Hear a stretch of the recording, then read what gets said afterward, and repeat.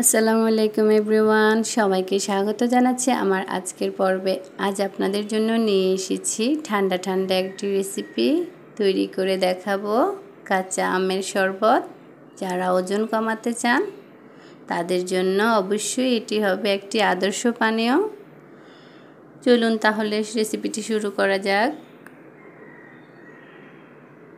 কাঁচা আমের শরবতের জন্য যে জিনিস অবশ্যই লাগবে সেটি হচ্ছে আম। একেবারে সতেজ সবুজ আম নিয়েছি, যে কোনো সাইজের ও যে কোনো ধরনের কাঁচা আম আপনারা নিতে পারেন, সেটি মিষ্টি বা টক।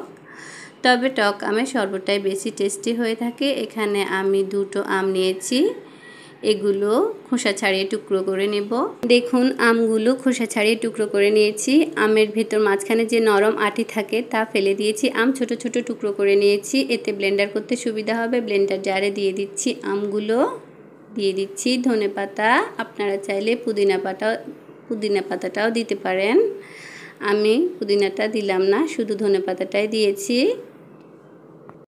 এরপর দিব কাঁচামরিচ, আমি 3টি দিচ্ছি, আপনারা ঝাল বুঝে পছন্দ মতো দিবেন। মরিচগুলো ভেঙে দিয়ে দিচ্ছি, এতে ব্লেন্ড করতে সুবিধা হবে।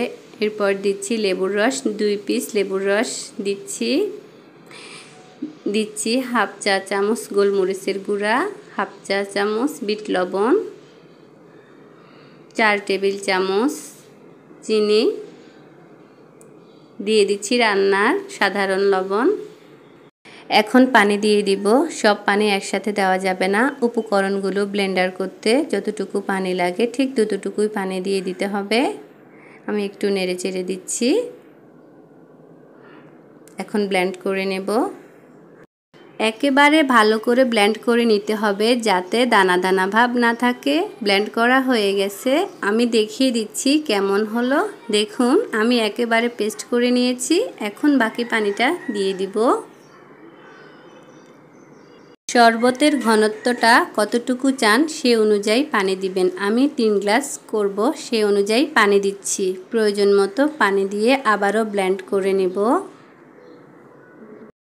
যাতে ভালোভাবে মিশে যায়। হয়ে গেল আমার টক ঝাল মিষ্টি কাঁচা আমের শরবত। এবার সার্ভ করে নিচ্ছি। অনেকে সার্ভ করার সময় শরবত ছেঁকে নেয়, কিন্তু এখানে ছেঁকে নেওয়ার দরকার নেই, সব তো ভালোভাবেই ব্লেন্ড হয়েছে। আমি কিছু আইস বার দিয়ে শরবত সার্ভ করে নিচ্ছি। খুবই সুস্বাদু ও পুষ্টিকর এই কাঁচা আমের শরবত একবার খেলে মনে থাকবে সব সময়। এটা কতটা পুষ্টিকর আসলে না খেলে বোঝাই যায় না। অবশ্যই আপনারা ট্রাই করবেন। কাঁচা আমের শরবতের রিয়েল টেস্ট পেতে হলে এইভাবেই তৈরি করতে হবে। এইভাবে তৈরি করলে একটু বেশি টেস্টি হয়ে থাকে কাঁচা আমের শরবত। এই গরমে প্রতিদিন চেষ্টা করবেন শরবত খাওয়ার জন্য, সেটা যে কোনোই শরবত হোক না কেন।